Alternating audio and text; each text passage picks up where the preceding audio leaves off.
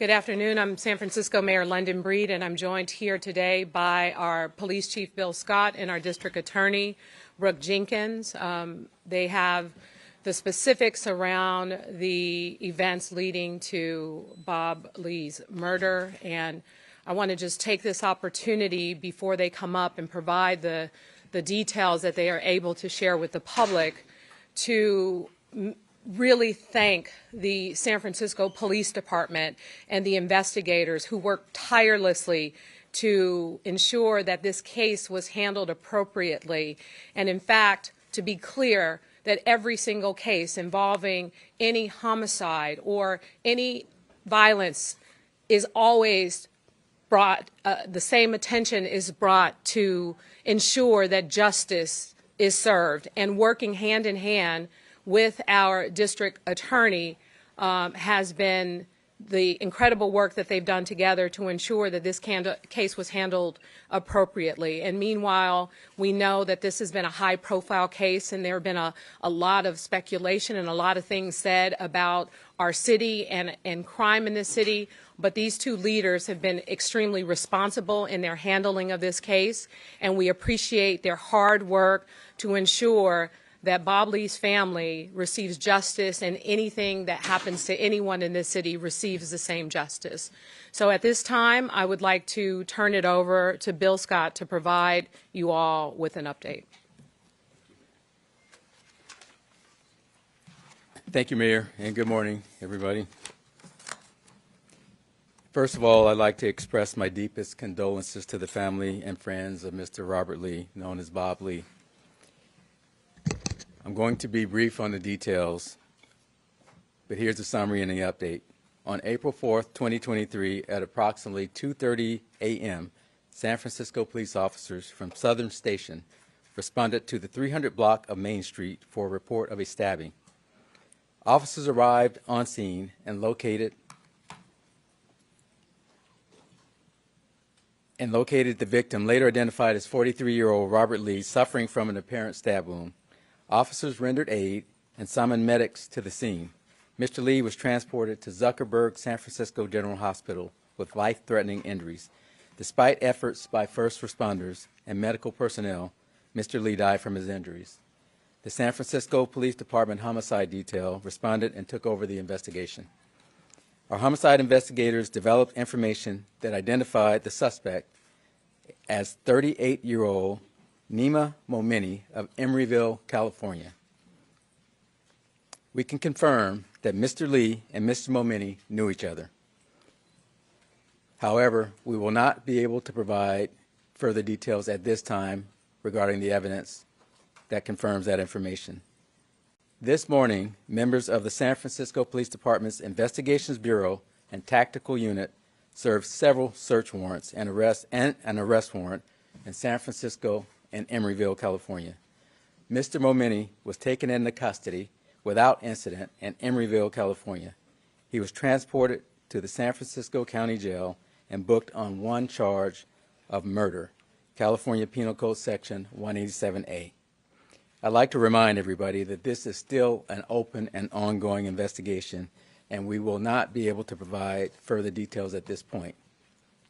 Before I turn this over to our district attorney, I want to assure everyone that our investigators have been working tirelessly to make this arrest and bring this case to justice for the Lee family and his loved ones, just as we would for every homicide that occurs in this city. I'd like to thank our homicide investigators, led by Detective Brett Dittmer and Detective Thomas McWilliams. Also Lieutenant Kelvin Sanders and our entire homicide team, who have worked not only on this case, but all of our open cases. You know, I said from the start that I have every confidence in the men and women and the members that work homicide. They have an 85% clearance rate year to date, and that is expected to go to 92% because we just solved a 1994 case yesterday as well. We never give up finding justice for the victims in this city. And I want to make sure that everybody knows how hard the men and women and members of this department work to keep this city safe. With that said, just a reminder, We won't be able to provide many details in this case today, but this is an ongoing investigation. We still have work to do, and our job is to provide the best evidence possible to this district attorney and her team so we can bring this case and any other homicide or crime in the city to justice. So with that, I'd like to turn it over to our district attorney, Brooke Jenkins. We'll take questions after. So as you're aware, I am Brooke Jenkins, the district attorney here in San Francisco, and I want to thank you first all for being here. I also want to start off by first acknowledging the pain and anguish that Mr. Lee's family and friends are currently experiencing. There is nothing worse than a parent having to bury their child, or a young child having to bury their parent. My prayers go out to them during this very difficult time. I too want to commend the San Francisco Police Department for their work in identifying who committed this heinous crime. They worked around the clock to solve this case. While in some cases we do immediately have a suspect, that was not the situation here. As a result of their hard work, Mr. Lee's killer has been identified, arrested, and now will be brought to justice. As a former prosecutor in our homicide unit, I have personally worked on cases with the detectives that solved this case. They are dedicated to justice and have further demonstrated their commitment to ensuring that San Franciscans do get justice when something like this happens. I am here today to formally announce the charges against Mr. Nima Momeni for the murder of Bob Lee. The specific charges that we are filing today include murder in violation of Penal Code Section 187, as well as a special allegation also known as an enhancement, alleging that this murder was committed with a knife.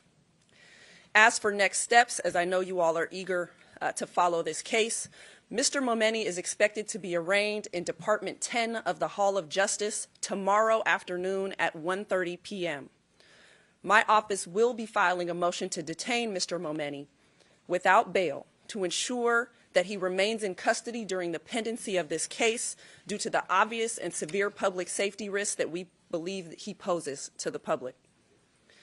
I want to end by saying thank you to Mr. Lee's family and the people of San Francisco for being patient with law enforcement during the course of this investigation. I know that everyone has wanted answers since this tragedy happened. While nothing can heal the pain of Mr. Lee's loss, thank you for putting your trust in the San Francisco Police Department and now in my office to ensure that we seek justice in this case. I acknowledge and understand how the loss of a young, vibrant leader and innovator has rocked our city and even beyond. Since taking office last July, I've worked tirelessly to ensure that San Franciscans not only feel safer, but actually are safer. Even one murder is too many. Regardless of the facts, violent acts like this are jarring to us all. As you already heard, Mr. Lee was murdered by somebody that he knew. While we're not going to release any additional facts at this time, I must point out that reckless and irresponsible statements like those contained in Mr. Musk's tweet that assumed incorrect circumstances about Mr. Lee's death serve to mislead the world in their perceptions of San Francisco and also negatively impact the pursuit of justice for victims of crime as it spreads misinformation at a time when the police are trying to solve a very difficult case. We all should and must do better about not contributing to the spread of such misinformation without having actual facts to underlie the statements that we make. Victims deserve that, and the residents of San Francisco deserve that. While public safety continues to be a top concern and priority for every resident and business owner in San Francisco, I will continue to work with Mayor London Breed and our police chief, Bill Scott, and other city leaders to ensure that public safety in our city continues to improve. I've dedicated the last 8 years of my career to holding some of our city's most violent offenders accountable. And as your district attorney, I promise that my office will continue the fight to enhance public safety and to hold Mr. Lee's killer, as we do all others, accountable.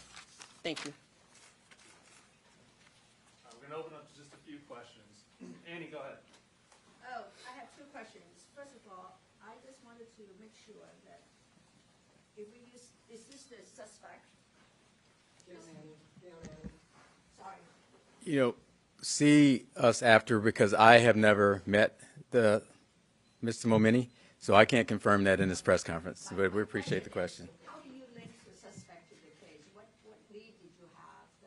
Was there any security footage that you saw this guy and then you hone in on him? How did you find him?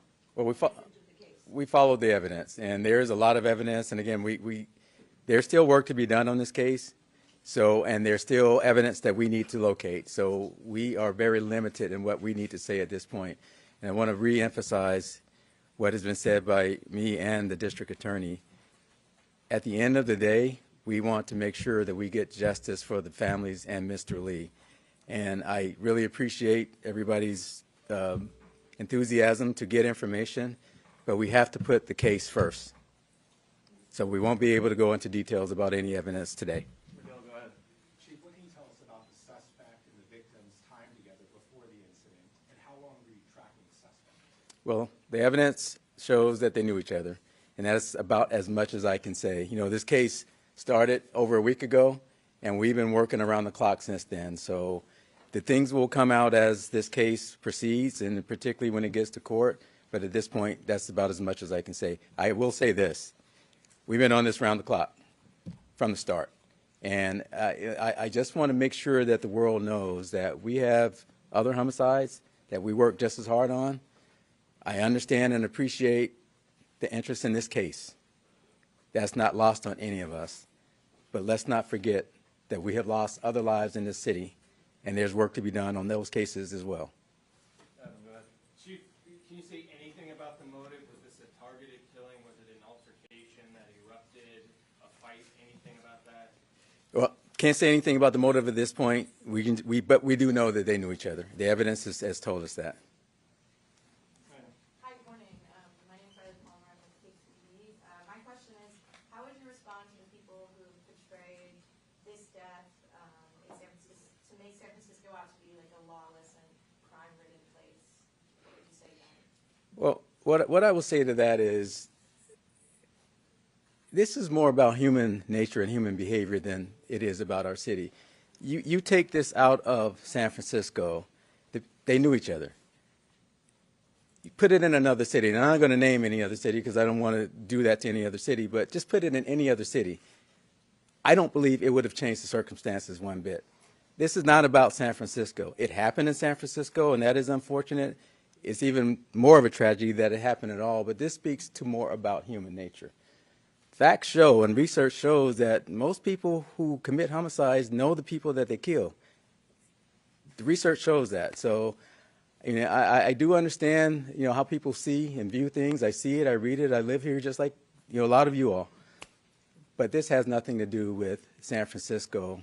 This has to do with human nature. I'm going to go right here. And then go ahead. Thanks. This is a question from the Chronicle. Can you talk about what possessions Mr. Lee had on him at the time that police found him? Yeah, I can't talk about that because I don't have that information anyway right now. And in terms of what Mr. Lee had on him, that will come out in, as far as the investigation, that will come out as the investigation proceeds. So thank you. You said that there were 2 warrants served, one in Emeryville and one here. Is there any expectation of another arrest or anyone else involved in this that we should be aware of? Well, the case is not closed yet, but at this point, we're focused on the person that we know is the suspect. So the case is not closed. It's an ongoing investigation, but this is, right now, Mr.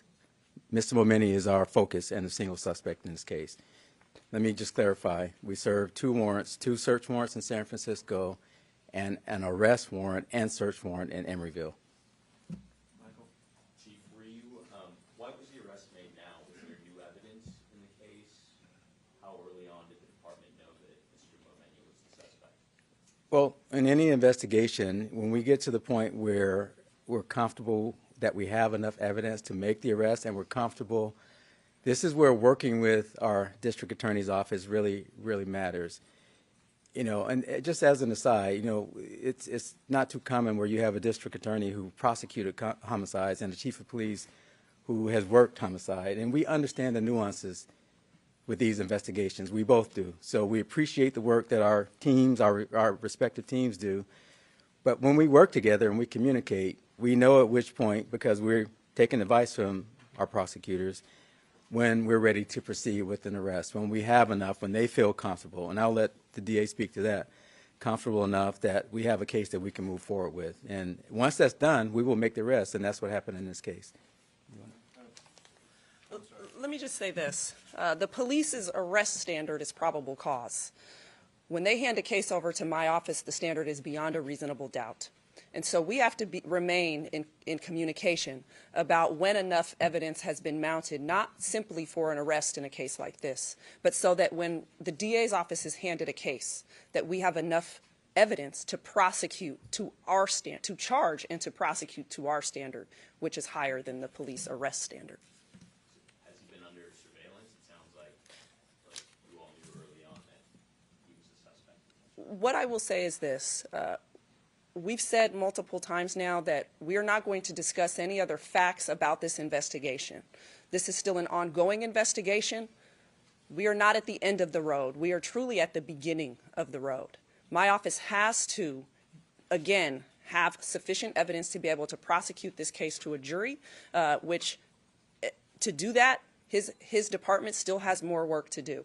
And so at this time, we would ask that you respect that fact. We have a family who's entitled to justice here in this case, and the only way that can be delivered to them is if we protect the integrity of this ongoing investigation. Chief Scott, Chris Velasco from the Washington Post. We've spoken to people who have indicated that the motivation for the attack was a personal entanglement between Mr. Lee and a member of Mr. Momini's family. Is that an area of focus in this investigation? Do you have a comment on that? Well, I don't have a comment in terms of confirming that or not confirming that. What I will say is ongoing investigation.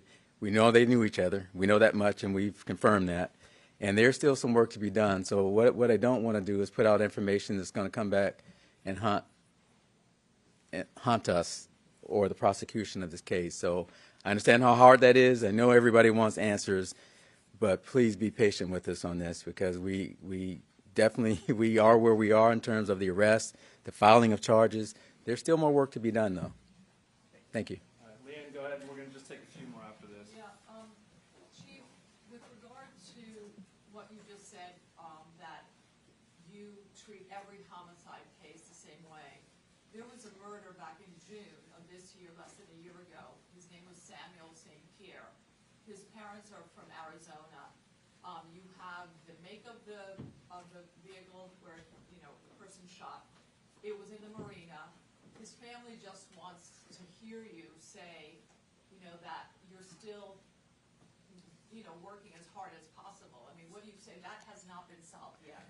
And we are, Leanne, we are working as hard as we can on those cases. And, you know, sometimes evidence comes together, and sometimes, you know, we have evidence that we have to continue to develop. We have to continue to corroborate.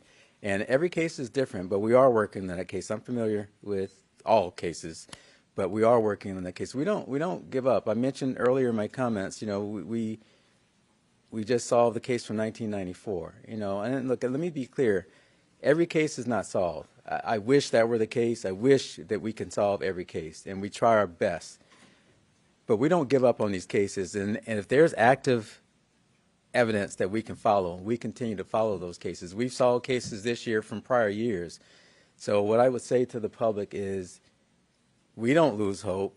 Please don't lose hope if your case is still out there. We know some cases go dormant.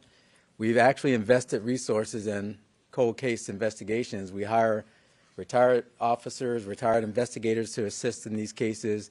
We have a cold case unit, and we don't give up on these cases. So if the evidence takes us to an arrest, we definitely will make that arrest. But, you know, with that case, we still have more work to do, and we will do more work.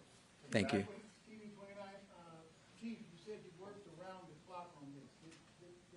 By the mayor the other day, putting more money in their budget, does that have anything to do with keeping people working so you can get more done and get the case where it is? Well, absolutely it does. You know, our members work 10 hours a day. And when you have a homicide investigator that basically is spending the night in his office, that's done on overtime. And as you all probably might imagine, you know, the onset and the first, you know, week or so of a case, the first couple of days, you're hot on leads. We work very hard. Our folks work very hard. So yes, you can't do that without the resources. And I'm grateful that the mayor put that to the board, and I'm grateful for the board for approving that, because otherwise we can't not do what we do. Most of our homicides, there is a pretty significant amount of overtime that we have to expend. We're working weekends, we're working nights. And then when the trials come, we still have the other cases while we're working with the DAs on the trials. So just think about, these homicide investigators still have other cases that they have to deal with. So yes, to answer your question, those resources are absolutely vital. Let's make no mistake about it. Absolutely vital. I may need two more, right here in the record. Chief, was a murder weapon recovered, and if so, where? Can't disclose, and again, the facts will come out, but we are confident in the evidence that we have found so far, and that's really limited to what I can say now, because we do still have work to do on this case. Even though we had enough to arrest in the file, as the district attorney and I have said, we still have work to do. Last one, right here. A question for the district attorney, please. You've spoken to this incident and the narrative of San Francisco as a lawless place, which you described, and you're all dealing with that narrative. Maybe I'm mistaken. I thought there was a tweet from your office describing this as random or something to that effect.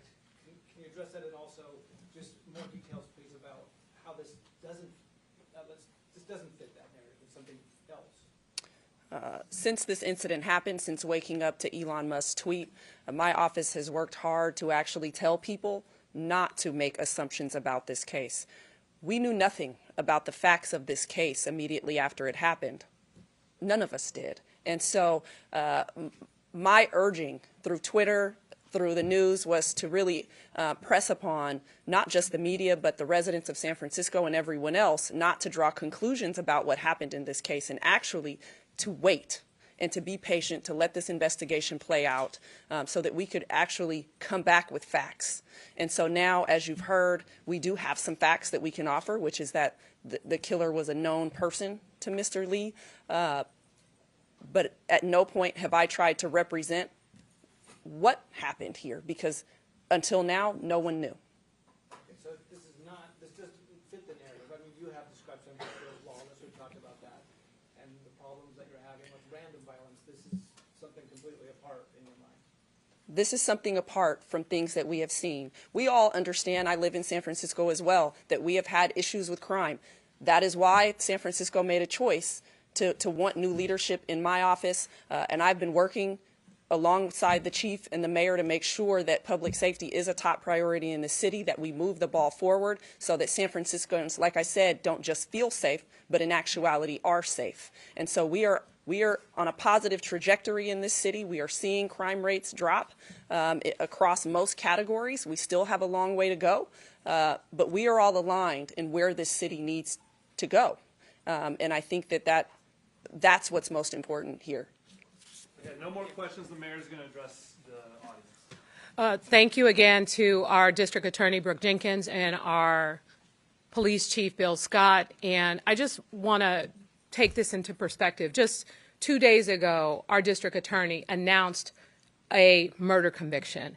And today, not only the solving of this case, an arrest made in this case, but also a 1994 case. What the people of San Francisco have asked for time and time again as it relates to crime in our city has been accountability. And that's what you see with the two leaders joining us here today, is accountability to make it clear that people who commit crimes in our city of any capacity will be brought to justice. That is our goal, to make San Francisco a better, more safer city for each and every one of us. Thank you so much. And our office will be putting out a news release after this shortly. Thank you.